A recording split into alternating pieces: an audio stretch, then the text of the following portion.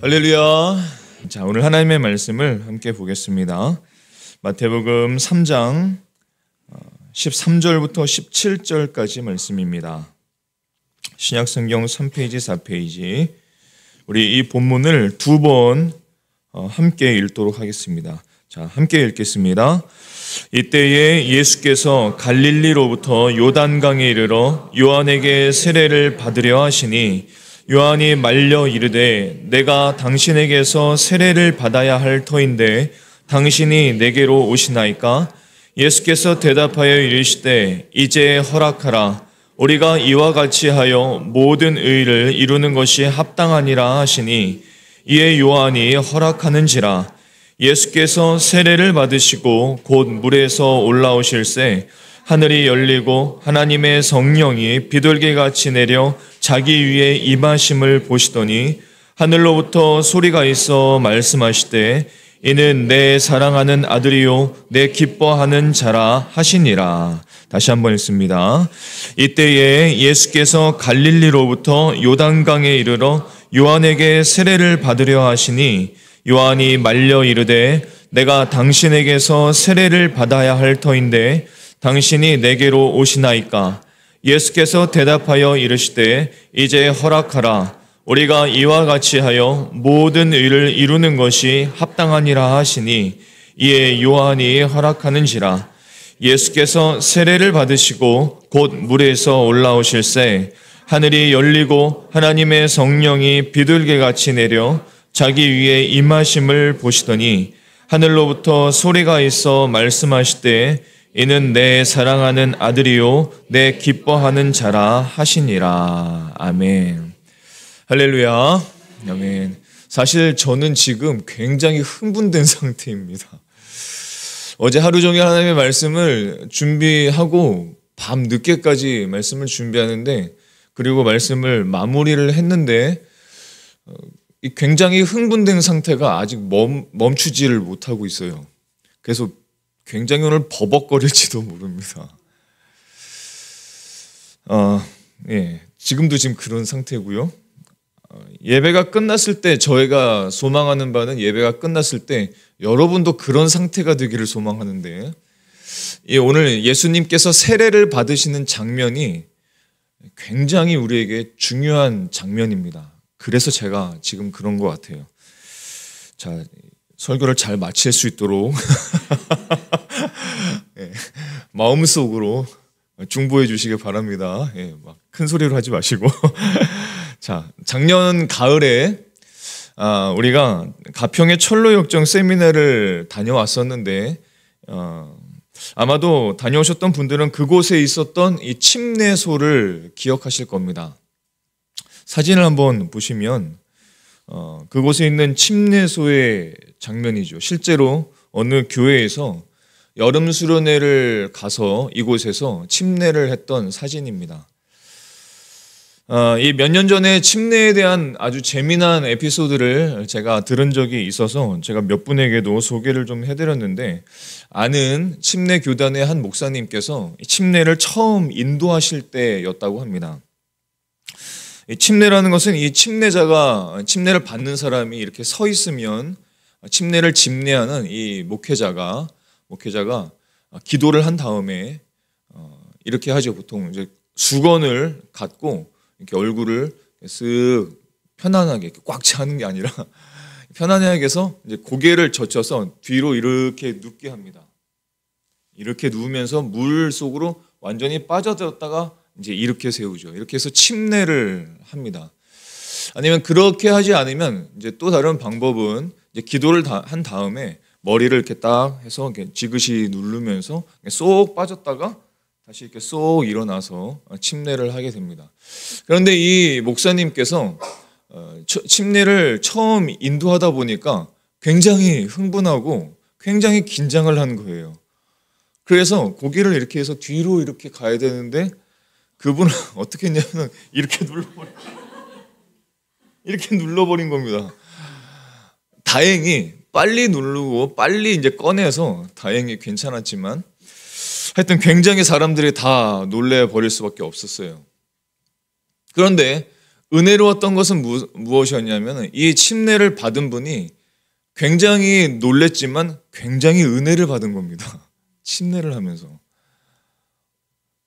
정말로 요단강을 건널 뻔했다가 돌아온 거예요. 그래서 목사님께 이렇게 이야기를 한 거죠. 목사님 감사합니다. 제가 정말로 요단강을 건널 뻔했어요. 그런데 제가 정말로 죽었다 살아난 느낌을 받았습니다.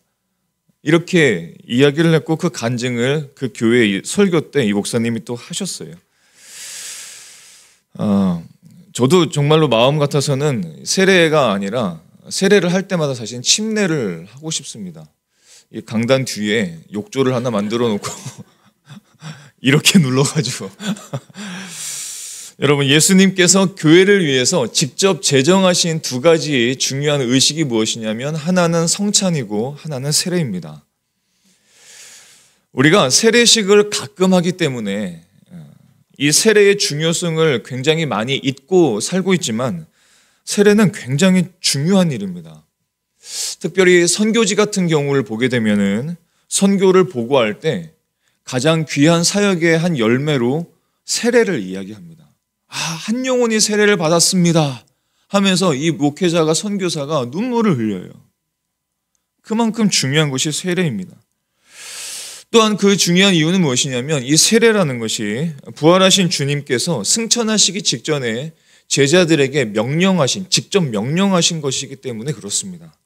자, 마태복음 28장 18절로부터 20절까지 말씀을 우리 같이 한번 읽겠습니다. 자, 시작. 예수께서 나와 말씀하여 이르시되 하늘과 땅이 그러므로 너희는 가서 모든 민족을 제자로 삼아 아버지와 아들과 성령의 이름으로 세례를 베풀고 내가 너희에게 분부한 모든 것을 가르쳐 지키게 하라. 볼지어다 내가 세상 끝날까지 너희와 항상 함께 있으리라 하시니라. 아멘. 자, 이 명령을 소위 지상명령이라고 합니다. 혹은 지상대명령, 혹은 대사명, Great Commission이라고 이야기를 하죠. 그 뜻은 무슨 뜻이냐면 우리에게 주신, 모든 믿는 사람들에게 주신 최고의 가장 높은 수준의 명령이라는 것입니다. 그러니까 예수님을 믿는 모든 교회, 모든 성도들, 예수님의 제자된 모든 사람들에게 주신 명령인데 구체적으로는 이 말씀 안에는 세 가지의 명령이 있죠. 하나는 예수님의 제자를 삼아야 되는 것. 두 번째는 삼위일체 하나님의 이름으로 세례를 베푸는 것. 그리고 세 번째로는 하나님의 말씀을 가르치고 지키게 하는 것. 이것이 목회자에게 주신 명령이 아니라 모든 그리스도인들에게 다 주신 명령이라는 뜻입니다. 예외가 없어요. 모든 사람들, 내가 예수님을 믿는 사람이라면 주신 명령입니다. 그러니까 내 삶을 통해서 하나님께서는 예수님의 제자를 만들고 또 세례를 베풀기를 원하시고 또 하나님의 말씀을 나눠주고 가르치고 지키게 하기를 원하시는 것이죠. 이것이 모든 그리스도인들의 삶이라면 그 삶에 가져야 될 목표라는 것입니다. 여러분들의 삶 속에는 어떤 목표를 갖고 계신지요? 이 세 가지 목표가 전혀 없다? 그렇다면 나는 지금 온전한 그리스도의 삶을 살고 있지 못할 수도 있다는 뜻입니다. 모든 그리스도인에게 주신 명령이에요. 자, 서두에 제가 한 침례를 받은 사람의 이야기를 나눈 것처럼 이 요단강은 사람들에게 삶과 죽음의 경계로 여겨집니다. 믿지 않는 사람들도 이 요단강이라고 하면 무슨 뜻인지를 알아요. 그렇죠? 왜냐하면 이 성경 속에서 가장 중요한 역사적 사건이 요단강에서 일어났기 때문입니다. 그리고 그것이 성경 속의 요단강의 사건이 이제 모든 사람들에게 알려졌기 때문에 마치 대명사처럼 이제 알려지게 된 것이죠. 두 가지 큰 사건이 요단강에서 일어났습니다. 하나는 무엇이냐면 여호수아서 3장부터 4장까지 일어났던 사건이죠. 자, 여호수아가 출애굽한 이스라엘 백성들을 데리고 요단강을 건넙니다. 요단강 건너서 하나님께서 예비하신 가나안 땅, 약속의 땅, 이 가나안 땅으로 들어갔던 그 사건이죠. 지금으로 치면은 이 요르단에서 이스라엘로 넘어가는 사건입니다. 근데 성경이 흥미로운 것은 무엇이냐면 성경 속 안에 있는 모든 사건이 다 깊은 영적인 의미를 갖고 있는 것이죠. 소위 요단강을 건넌 이 사건을 요단강 도하라고 말합니다. 요단강 도하의 이 사건도 깊은 영적 의미를 갖고 있는데 이 의미가 무엇인가? 이 의미는 무엇이냐면 예수를 그리스도로 믿으면, 예수님을 구주로 믿으면, 메시아로 믿으면 어떤 사람이라도 이제 그 죄와 사망의 인생에서 건너서 이제 새로운 삶, 의의 삶, 영생을 얻게 됨을 의미하고 있습니다. 자, 그뿐만 아니죠. 우리가 육체적으로 죽음 이후에 우리가 이제 발 딛고 사는 이 땅을 벗어나서 영원한 하늘나라로 들어가는 것, 그것을 요단강을 건넜다라고 표현을 합니다. 그것이 이제 요단강에서 일어난 첫 번째 사건인데, 두 번째로 일어난 사건은 또 어떤 사건이냐면 바로 오늘 본문의 사건이죠. 예수님께서 요단강에서 세례 요한에게 세례를 받으신 사건, 아주 중요한 사건입니다. 이 사건이 성경에서 아주 중요한 이유를 가진 것은 무엇이냐면 예수님께서 이 요단강에서 세례를 받으시면서 과거에 있었던 이 여호수아에 있었던 요단강 도하 사건을 기억나게 할 뿐만 아니라 앞으로 일어날 모든 일들을 다 대표적으로 하는 사건이라는 거예요. 자, 예수님께서 세례를 받으신 이 사건을 통해서 앞으로 일어날 예수님의 십자가에서 죽으심, 그리고 부활하심, 이것을 미리 보여줍니다. 자, 그리고 오순절 마가의 다락방에서 일어날 성령 강림의 사건도 미리 보여주시는 사건입니다. 또 신약 시대에 일어날 교회, 모든 교회에서 일어나게 될 세례식을 미리 보여주는 사건이기도 합니다. 또 재림과 천국잔치, 성도와 어린 양의 혼인잔치를 한꺼번에 모든 것을 총체적으로 보여주는 사건이 어떤 사건이냐면 바로 오늘의 세례 요한으로 받은 세례 사건, 예수님께서 세례를 받으신 사건인 거예요. 굉장히 중요한 사건입니다. 그래서 이 예수님께서는 세례를 받으실 때 어떤 것을 보시면서 세례를 받으셨냐면 앞으로 일어날 모든 일들을 바라보시면서 세례를 받으신 거예요. 엄청난 사건입니다. 예수님의 십자가와 뿐만 아니라 재림과 앞으로 일어날 영원할 천국 본향까지 그것을 다 보시면서 예수님께서는 세례를 받으신 거예요. 그것을 한번 상상해 보세요. 앞으로 일어날 모든 일들을 바라보시면서 예수님께서 세례를 받으셨다. 얼마나 기쁘셨겠어요. 내가 십자가를 져서 구원을 받게 될 성도들을 바라보시면서 세례를 받으신 겁니다. 앞으로 완성될 천국을 바라보시면서 세례를 받으신 거예요. 하나님께서 얼마나 기뻐하셨고 또 예수님께서 얼마나 기뻐하셨겠습니까? 제가 이 흥분을 가져서 잠을 제대로 잘 못하는 겁니다. 어저께 그 흥분을 감추지를 못하고 있는 거예요, 지금. 자, 이 사건 안으로 조금 더 깊이 들어가 보겠습니다.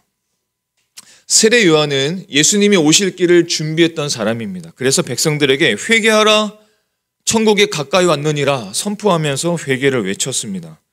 그리고 많은 사람들이 사방에서 다 와서 세례 요한 앞에서 줄 서서 세례를 받기 시작했습니다. 자, 그런데 그때 누가 세례 요한 앞에 나타났는지 예수님께서 나타나신 것이죠.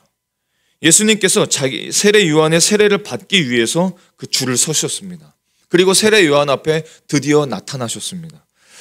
많은 사람들이 줄을 섰다가 이제 예수님께서 자신 앞에 나타나셨을 때 성령님께서 세례 요한에게 감동을 주세요. 어떤 감동을 주시냐면 지금 네 앞에서 세례를 받기 위해 서 있는 저 사람이 바로 네가 기다리던 메시아라고 마음에 감동을 주셨습니다.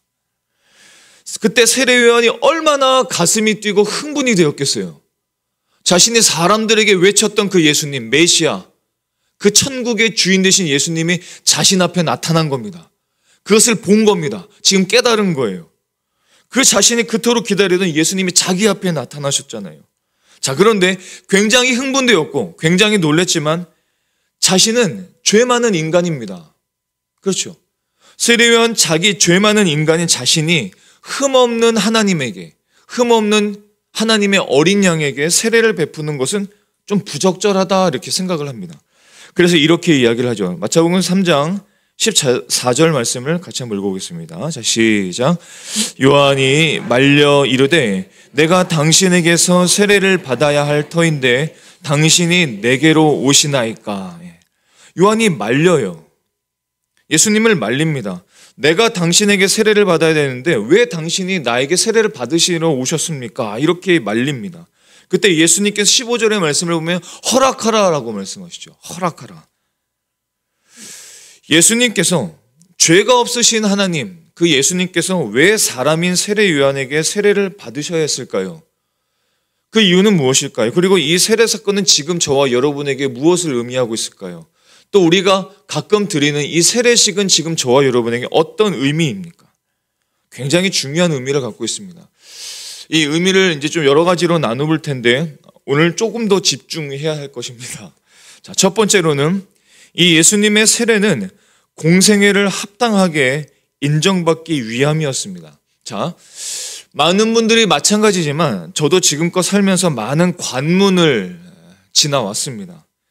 고등학교를 들어가기 위해서 시험을 치렀고 대학교를 들어가기 위해서, 대학원을 들어가기 위해서, 또 회사를 들어가기 위해서, 또 다시 신학대학원을 들어가기 위해서 새로운 인생의 장을 열 때마다 합당한 허락이 필요했습니다. 합당한 무언가의 인증이 필요했어요.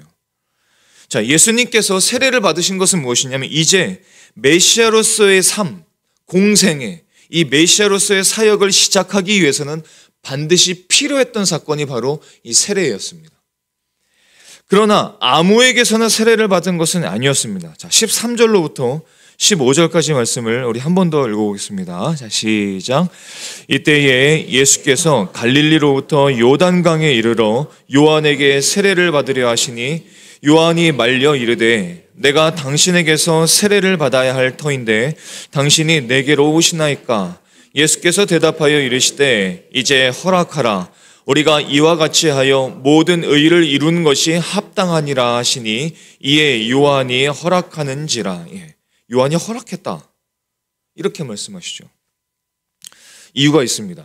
자, 과거에 이사야 선지자가 메시아에 대해서 예언을 했습니다. 장차 그 메시아가 오실 것이다 예언을 했어요. 그가 오실 것이다. 여호와의 영이 그에게 내리실 것이다. 그는 장차 오셔서 아름다운 소식을 전하실 것이다. 그분은 오셔서 마음이 상한 자를 고치실 것이다. 포로된 자를 고치실 것이다. 자유를 주실 것이다. 슬픈 자가 있다면 슬픈 자를 위로해 주실 것이다. 그래서 하나님의 영광을 나타낼 것이다. 이렇게 예언을 했습니다. 이것이 이사야 선지자가 예언한 이사야 61장의 내용입니다. 그리고 이뿐만 아니라 이사야서 53장에서 그가 이렇게 예언을 했죠. 그러나 그가 그렇게 일을 하기 위해서, 메시아로서의 일을 하기 위해서는 반드시 고난을 당할 것이다. 아픔을 당할 것이다. 사람들에게 버림을 받을 것이다. 고초를 당할 것이다. 질고를 짊어지고 수치를 당할 것이다. 그러나 그것을 통해서 그는 우리 모든 인생의 죄악을 담당할 것이다. 그래서 그분께서 십자가를 지심으로 우리는 나음을 얻을 것이다. 우리는 평화를 얻을 것이다. 이렇게 예언을 했습니다. 이것이 이사야서 53장의 내용이죠. 자, 이뿐만 아니라 이사야는 그 메시아를 예비할 자가 나타나게 될 것이다. 이것 또한 예언했습니다. 자, 이사야서 40장 3절의 말씀을 같이 한번 읽어보겠습니다. 자, 40장 3절입니다. 시작. 외치는 자의 소리여 이르되 너희는 광야에서 예비하라. 사막에서 우리 하나님의 대로를 평탄하게 하라. 예수님께서는 메시아만 이사야는 예수님만 예언한 것이 아니라 그 메시아를 준비할 자도 예언했습니다. 그게 누구냐면 세례 요한이죠. 지금 외치는 자의 소리, 광야에서 외치는 자가 바로 세례 요한이었습니다. 즉 예수님께서는 이사야가 예언한 바로 그 세례 요한, 이사야가 예언한 바로 그 세례 요한에게 세례를 받음으로써 모든 인생들이 기다리던 메시아, 바로 그분이 바로 이 예수님이야. 이것을 공적으로 합당하게 인증해서 선포할 수 있게 된 것이죠. 그래서 예수님께서는 반드시 세례 요한에게 세례를 받으셔야만 했습니다. 그래야 모든 사람들이 인증할 수 있기 때문이죠. 그러니까 예수님의 세례는 바로 그런 합당한 인증의 사건이었던 것입니다. 자, 두 번째로 예수님의 세례는 어떤 의미를 갖고 있냐면 우리 대신 제물이 되시기 위함이었습니다. 자, 세례 요한은 레위 지파입니다. 대제사장 아론의 직계 후손입니다. 세례 요한의 부모인 이 사가랴와 엘리사벳도 제사장 반열에 있었던 사람들입니다. 즉 예수님께서는 제사장 반열에 있던 세례 요한에게 와서 세례를 받으셔야만 했습니다. 그런데 여러분, 제사장의 임무가 뭐예요? 제사장의 임무는 무엇이냐면 하나님께 제물을 드리는 것이 제사장의 임무입니다. 즉 예수님께서 세례 요한에게 세례를 받으신 것은 이제 예수님께서 인류를 위한 제물이 되셨다. 이것을 실제적으로 공식적으로 보여주신 사건이라는 것입니다. 실제로 예수님께 세례를 베푼 다음 날 세례 요한은 예수님을 가리켜 이렇게 말했습니다. 요한복음 1장 29절에 보면 보라, 세상 죄를 지고 가는 하나님의 어린 양이로다. 어린 양이라는 것은 제물을 말하는 거예요. 저분이 바로 우리 대신 제물이 되신 그 메시아다라고 선언을 한 겁니다. 즉 예수님께서는 공적으로 구원의 역사를 일으키시기 위해서, 시작하시기 위해서 공적으로 인정받고 제물이 되기 위해서 반드시 세례 요한에게 세례를 받으셔야만 했던 것입니다. 그것이 예수님의 세례의 의미입니다. 자, 세 번째로는 이것입니다. 예수님의 세례는 하나님의 모든 의를 이루기 위함입니다. 이 말을 꼭 기억하시기를 바랍니다. 하나님의 모든 의를 이루기 위함이다. 자, 세례 요한이 예수님에게 세례를 베푸는 것을 주저했을 때 예수님께서는 허락하라, 이것이 모든 의를 이루는 것이다 라고 말씀하셨습니다. 자, 15절 말씀을 같이 한번 읽어보겠습니다. 15절입니다. 시작. 예수께서 대답하여 이르시되 이제 허락하라. 우리가 이와 같이 하여 모든 의를 이루는 것이 합당하니라 하시니 이에 요한이 허락하는지라. 쉽게 생각하시면 됩니다. 예수님께서 세례를 받으시면서 세례를 받음으로써 모든 의를 이루게 된다라는 뜻이죠. 모든 의를 이루게 된다. 그럼 모든 의를 이루게 되는 것이 무슨 뜻입니까? 좀 더 쉽게 이해를 하자면 모든 사람은 죄인이죠. 모든 사람은 태어날 때부터 다 죄인입니다. 그냥 죄인으로 태어납니다. 죄로 그냥 가득 차 있습니다. 모든 의를 이루시겠다는 뜻은 무엇이냐면 내가 세례를 받음으로써 모든 사람의 죄를 나의 의로 바꾸시겠다는 겁니다. 모든 사람을 의롭다함을 칭함을 받는 사람으로 바꾸시겠다는 선언이세요. 그것이 바로 모든 의를 이룬다라는 뜻입니다. 그러니까 어떤 사람이든지 어떤 죄인이든지 어떤 인생을 살고 있었던지 간에 예수님을 믿으면 이제는 내가 죄인으로만 끝나고 멸망하는 것이 아니라 의롭다함을 받는 사람으로, 내 안에 예수님의 의가 충족된 사람으로 살아갈 수 있게 된다. 이것을 선언하신 겁니다, 지금. 그래서 예수님의 세례는 굉장한 사건이에요. 엄청난 사건입니다. 우리가 의롭다함을 받고 의인의 삶을 살 수 있는 것은 예수님께서 세례를 받으시면서 시작된 사건이라는 것입니다. 놀라운 의죠. 그래서 이것을 고린도후서에서는 5장 21절에서는 이렇게 말씀하십니다. 우리 새 한글 성경 버전으로도 쭉 같이 읽어보겠습니다. 자, 시작. 하나님이 죄를 알지도 못하신 이를 우리를 대신하여 죄로 삼으신 것은 우리로 하여금 그 안에서 하나님의 의가 되게 하려 하심이라. 우리를 위해서 하나님은 죄를 알지도 못하는 분에게 죄를 짊어지게 하셔서 우리 자신들이 그분 안에서 하나님의 의가 되도록 하셨습니다. 아멘. 그러니까 예수님께서 세례를 받으심으로 우리는 스스로 죄를 해결할 수 없었던 인생이었지만 이제 예수님을 믿음으로써 예수님의 의로 충족된 사람이 된다. 이것을 말씀하신 겁니다. 그러니까 주님께서 자신을 죄로 타락한 인간과 자신을 동일시하시고 세례를 받으셨기 때문에 이 모든 것이 가능하게 된 것입니다. 자, 빌립보서 2장 6절에서부터 8절까지를 함께 읽겠습니다. 시작. 그는 근본 하나님의 본체시나 하나님과 동등됨을 취할 것으로 여기지 아니하시고 오히려 자기를 비워 종의 형체를 가지사 사람들과 같이 되셨고 사람의 모양으로 나타나사 자기를 낮추시고 죽기까지 복종하셨으니 곧 십자가에서 죽으심이라. 우리가 예수님을 믿고 성도로서 그리스도인으로 살아가고 있는 것은 예수님께서 하나님이신 예수님, 죄가 없으신 하나님이신 예수님께서 자신을 낮추셨고 죄인과 똑같이 세례를 받으시고 죄인과 똑같이 자신의 모든 것을 십자가에 내어 주셨기 때문에 가능하게 된 일입니다. 예수님께서 그렇게 하지 않으셨으면, 세례를 받지 않으셨으면, 자기를 낮추시지 않으셨으면 아무도 죄사함을 얻을 자가 없고 아무도 구원을 얻을 자가 없고 하나님의 자녀로 살 수 없게 된 것입니다. 그분이 자신을 죽기까지 낮추셨기 때문에, 십자가에서 죽으셨기 때문에, 죄인과 똑같이 되셨기 때문에, 죄가 되셨기 때문에 우리가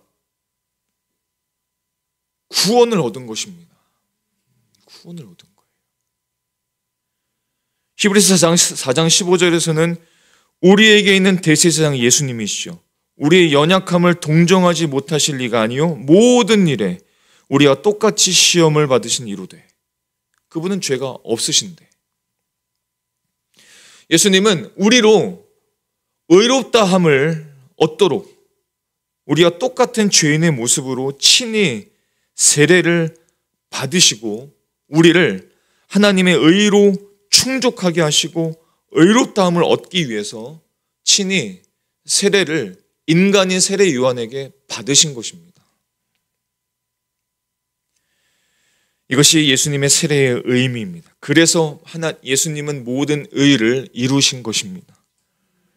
자, 네 번째로 예수님의 세례는 새로운 삶의 시작을 보여주셨습니다.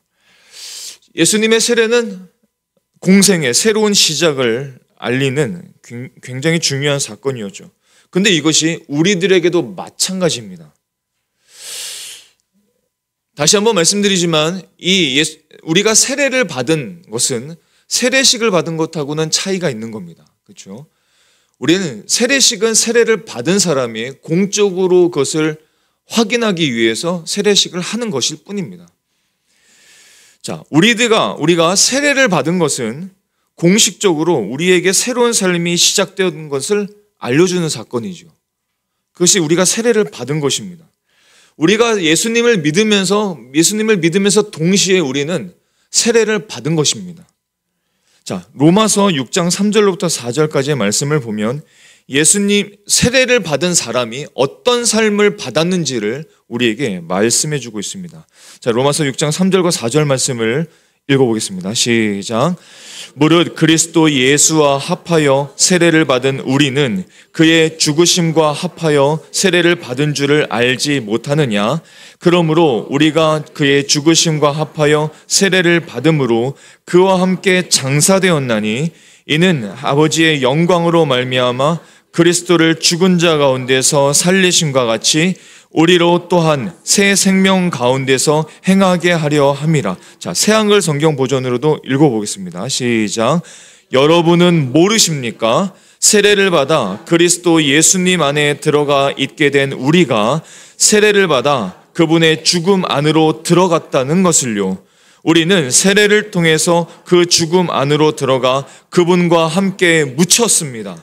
그래서 그리스도께서 아버지의 영광을 힘입어 죽은 사람 가운데서 일으킴 받아 살아나신 것처럼 우리 자신들도 새 생명 속에서 살아가게 되었습니다. 아멘.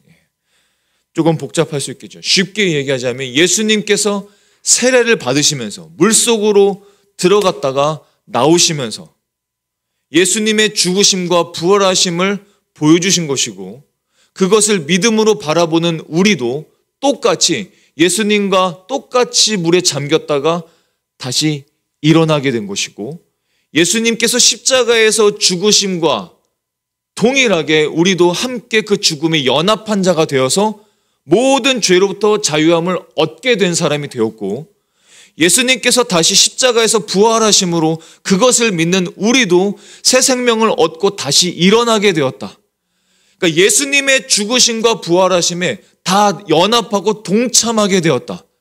다시 말해서 예수님을 믿음으로 우리는 새 생명에 동참하게 되었다. 새 생명 속에서 살아가게 되었다라는 것입니다.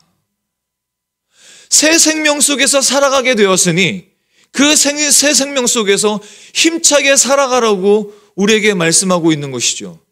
더 이상 죄 안에서, 죄인의 삶에서 멈추지 말라는 뜻입니다. 죄 없으신 예수님께서 죄인들과 같이 요단강에서 세례를 받은 것은 우리와 연합하기 위해서 세례를 받으신 것입니다. 우리로 하여금 예수님과 연합하여 이제 우리가 새 생명 속에서 살아가도록 하신 것이죠. 그리고 세례식을 통해서 내 인생이 이제 예수님과 연합하여 새로운 삶을 살게 되었음을 확인하라는 것입니다. 결혼식이 필요한 이유가 뭘까요? 법적으로 우리가 그냥 사인하면 부부로 살아갈 수 있습니다. 법적으로 살아갈 수 있죠. 그런데 결혼식을 하는 이유가 무엇입니까? 공적으로 부부의 삶을 인정해주고 확인해주는 것이죠. 세례식이 그런 것입니다. 예수님과 이제 연합한 삶을 공적으로 나타내는 것이죠. 공식적으로 예수님의 제자된 삶을 살아가게 하는 것이 바로 세례식입니다. 중요한 질문이 있습니다. 여러분이 예수님을 믿음으로 세례를 받은 사람이라면, 또한 세례식을 한 분이라면 나는 정말로 새로운 삶을 지향하면서 살아가고 있는가? 새로운 삶을 지향하면서 살아가고 있는가? 날마다 우리에게 주신 이 새 생명 속에서 기쁨 가운데 이 새 생명을 누리면서 살아가고 있는가? 아니면 그 과거의 삶을 반복하고 있는가? 죄된 삶을 반복하고 있는가? 죄로 가득 찬 삶을 반복하고 있는가? 세례를 받았지만, 예수님과 연합했지만 그 과거의 죄인된 삶을 계속 반복하며 살아가고 있는가? 그것을 확인하라는 것입니다. 그것을 확인하라는 것입니다. 이 말씀을 보면서 나는 새 생명을 갖고 있지만 마치 새 생명이 없는 사람들처럼, 새 생명을 얻지 못한 사람처럼, 예수님과 연합하지 못한 사람처럼 그 과거의 죄인된 삶을 반복하고 있는가? 그 질문을 스스로 해보라는 것입니다. 하나님께서 예수님을 세례를 받게 하시고 십자가를 지게 하시면서 우리에게 기대하신 삶이 있으십니다. 우리에게 기대하신 삶이 있으세요. 그 삶이 어떤 삶입니까? 로마서 6장 11절에서는 우리에게 이렇게 말씀하십니다. 같이 한번 읽어보겠습니다. 시작. 이와 같이 너희도 너희 자신을 죄에 대하여는 죽은 자요 그리스도 예수 안에서 하나님께 대하여는 살아있는 자로 여길지어다. 이와 같이 여러분 자신들도 여러분이 죽어서 죄의 지배를 끝장냈고 그리스도 예수님 안에서 하나님을 바라보며 살아간다고 여기십시오. 이것이 예수님이 세례를 받으시고 십자가에서 죽으시면서 하나님께서 우리에게 기대하신 삶, 어떤 삶이에요? 죄에 대해서는 난 죽은 자다, 이렇게 여기면서 살라는 것입니다. 죄에 대해서는 나는 이미 죽은 사람이다. 그리고 하나님을 기쁘시게 하는 사람이다. 하나님을 섬기는 사람이다. 하나님을 섬기는 일들에 대해서는 내가 짜증내고 불평내고 하기 싫다고 말하는 그런 사람이 아니라 하나님을 기쁘시게 하는 사람, 하나님을 섬기는 삶에 대해서는 펄펄 살아있는 사람으로 여기면서 살라는 것입니다. 그게 하나님께서 우리에게 기대하신 삶이에요. 그러나 그 생명을 얻었지만 어떤 사람들은 교회를 출석하지만 여전히 나는 죄에 대해 살아있는 사람으로, 마치 하나님에 대해서는 마치 죽은 사람으로 반대로 살아가는 사람들이 있다는 것입니다. 반대로 살아가요. 아닙니다. 그렇지 않습니다. 우리는 죄에 대해서 죽은 사람들입니다. 이것이 복음입니다. 우리는 하나님에 대해서 산 자가 되었습니다. 이것이 복음입니다. 이것이 예수님께서 세례를 받으시면서 우리에게 기대하신 삶이고, 이 기대하신 삶을 우리가 살아가게 될 때 우리는 정말로 말 그대로 펄펄 살아있는 사람으로 살아가게 되는 것입니다. 날마다 예수님과 연합하는 새로운 삶을 살아가실 수 있기를 축복합니다. 자, 마지막으로 예수님의 세례는 성령님의 내주하심을 공적으로 드러낸 것입니다. 자, 16절의 말씀을 같이 읽겠습니다. 시작. 예수께서 세례를 받으시고 곧 물에서 올라오실새 하늘이 열리고 하나님의 성령이 비둘기같이 내려 자기 위에 임하심을 보시더니. 자, 예수님께서는 성령님의 임하심을 보셨어요? 못 보셨어요? 보셨습니다. 자, 그러면 세례 요한은 어떻습니까? 예수님께 세례를 준 세례 요한도 성령님의 임하심을 보았습니다. 자, 요한복음 1장 23절에 이렇게 증언합니다. 같이 읽어보겠습니다. 시작. 요한이 또 증언하여 이르되 내가 봄에 성령이 비둘기같이 하늘로부터 내려와서 그의 위에 머물렀더라. 예수님도 보시고 세례 요한도 성령님께서 비둘기같이 임하시는 것을 보았습니다. 비둘기같이 임하셨다고 말씀하셨는데 이것은 여러 가지 의미를 갖고 있습니다. 당시 비둘기는 온유함, 순결, 충족한 생명을 의미합니다. 이게 비둘기가 의미하는 거예요. 즉 이제 예수님을 믿는 모든 자들, 저와 여러분 안에 성령님이 계시다고 믿는 사람들, 모든 사람들 안에 예수님께서 비둘기같이 임하셔서 이 안에 예수님의 온유하심, 하나님의 온유하심, 하나님의 순결하심, 성령님의 순결하심, 하나님의 충족한 생명, 성령님의 충족한 생명이 우리 안에 이제 내주하게 되었다는 것을 보여주는 사건입니다. 우리는 오해를 해요, 많이. 우리는 착각을 하면서 사는 경우가 굉장히 많이 있습니다. 내가 가끔 짓는 죄 때문에 혹은 나의 허물 때문에 나는 안 돼, 나는 부족해, 나는 안 돼, 이런 것들이 우리의 삶을, 우리의 마음을 자꾸 유혹을 하고 넘어뜨립니다. 아니에요. 예수님이 내 안에 계시다면, 내 안에 성령님이 계시다면 그 성령님의 온유하심과 순결하심과 생명의 충족함이 우리 안에 있음을 믿으실 수 있기를 바랍니다. 그것을 믿는 사람들의 삶은 다르게 살아가는 거예요. 그것을 믿지 않는 사람은 반복된 삶을 살아갑니다.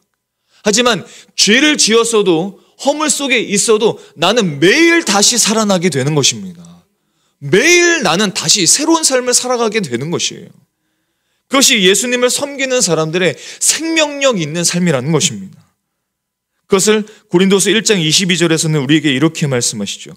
그가 또한 우리에게 인치시고 보증으로 우리 마음에 성령을 주셨느니라. 하나님이 또 우리를 인증해 주시고 그 보증으로 우리의 마음속에 성령을 주셨다.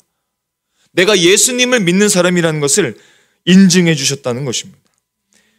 예수님을 구주로 믿는 모든 자 안에 성령님께서 임재하심을 믿으실 수 있기를 바랍니다.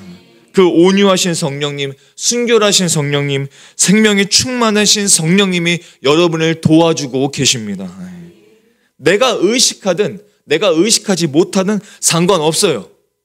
내가 감정으로 느끼지 않든 느끼든 그것도 상관이 없습니다. 믿음은 성경의 말씀을 그대로 믿는 것입니다. 그 일은 이미 이루어졌습니다. 그것이 복음 아니겠습니까? 성령님께서는 내 안에 계시면서 나를 떠나지 않으시고 나에게 말씀을 깨닫도록 도와주시고 나의 성령의 감동으로 하나님의 뜻을 따라 살 수 있도록 우리를 도와주고 계신 것입니다. 그래서 더욱더 성숙된 신앙으로 우리를 인도해주고 계신 것이죠. 따라서 내가 예수님 믿고 세례를 받은 자라면 이제는 나는 성령의 충만함을 사모해야 할 줄로 믿습니다. 날마다 성령님의 충만함을 사모하실 수 있기를 바랍니다. 예수님께서 성령의 충만을 입으시고 공생애를 이제 시작하셨습니다. 그리고 주님은 우리를 위해서 자신의 사명인 십자가를 지셨습니다. 그것이 주님께서 이 땅에 오신 이유였기 때문에 그렇습니다. 마가복음 10장 45절에 인자가 온 것은 섬김을 받으려 함이 아니라 섬기려 하고 자기 목숨을 많은 사람의 대속물로 주려 함이니라 말씀하셨습니다. 세례를 받으신 것은 십자가가 시작된 거예요. 세례를 받으시면서 십자가가 시작된 겁니다. 주님께서, 하나님께서 주신 소명의 삶에 순종하신 것입니다. 예수님께서 세례를 받으시면서 십자가의 사건은 이미 시작되었고 하나님의 나라는 시작되었고 영원한 천국이 시작되었습니다. 그것이 예수님의 세례의 의미입니다. 하나님 아버지가 자신의 독생자에게 십자가의 소명을 주셨을 때, 죄인의 모습으로 이 땅에 내려보내셨을 때 그 하나님 아버지의 마음이 어떠셨겠습니까? 하지만 예수님께서 세례를 받으시면서 십자가의 사건이 시작되면서 예수님의 구원이 시작되면서 그 하나님 아버지는 또한 얼마나 기쁘셨겠습니까? 예수님의 세례와 십자가를 통해서 구원받을 수없이 많은 사람들을 하나님께서 바라보시면서 얼마나 그 마음이 기뻐하셨겠습니까? 지금 이곳에서 예배를 드리는 저와 여러분을 그때 2000년 전에 바라보시면서 하나님께서 얼마나 기뻐하셨겠습니까? 그래서 그 기뻐하심을 하나님께서 표현을 하십니다. 어떻게? 마태복음 3장 17절에서 이렇게 표현하시죠. 하늘로부터 소리가 있어 말씀하시되 이는 내 사랑하는 아들이요 내 기뻐하는 자라. 새한글 성경을 보자면 또 보라 하늘에서 소리가 났다. 그 소리가 말했다. 이는 내 사랑하는 내 아들이다. 나는 그가 좋다.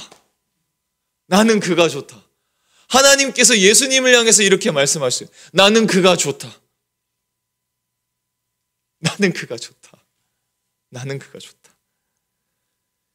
자, 여러분, 그렇다면 이것은 우리에게도 굉장히 중요한 의미입니다. 세례를 받은 저와 여러분, 세례를 받은 모든 사람들은 하나님께서 기뻐하는 사람으로, 하나님께서 사랑하는 자로, 하나님께서 좋아하시는 인생이 된 것입니다. 그리고 그 사명에 순종하는 인생이 시작되었습니다. 예수님께서 세례를 받으시면서 십자가의 사명과 그 순종이 시작된 것처럼 저와 여러분은 예수님을 믿고 세례를 받으면서 순종의 삶이 시작된 것입니다. 그렇다면 그 순종의 삶을 살아가고 계신지요? 그 순종의 삶에 순종하며 살아가고 계신지요? 세례를 받았지만, 새로운 인생을 시작했지만, 순종의 삶은 시작되었지만 혹시 불순종의 삶을 반복하고 있지는 않으신지요? 저는 우리가 함께 이 세 곳에서 하나님의 놀라우신 은혜와 섭리 가운데 새로운 공동체의 신앙생활을 하나님의 은혜 가운데 시작했다고 믿습니다. 그렇다면 저는 항상 마음에 거룩한 부담이 있습니다. 그 이전과 다른 신앙을 갖고 싶어요. 그 이전과 다른 좀 더 성숙된 신앙의 삶을 살아가고 싶습니다.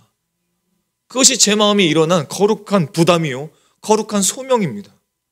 그냥 단지 자리만 옮겨서 이제 부목사에서 그냥 담임 목사가 되어서 좀 더 어떤 그렇게 드러나는 그런 삶을 원하지 않습니다. 그 삶이 뭐가 중요합니까? 그게 뭐가 의미가 있습니까? 아니요, 그 아무 의미 없습니다.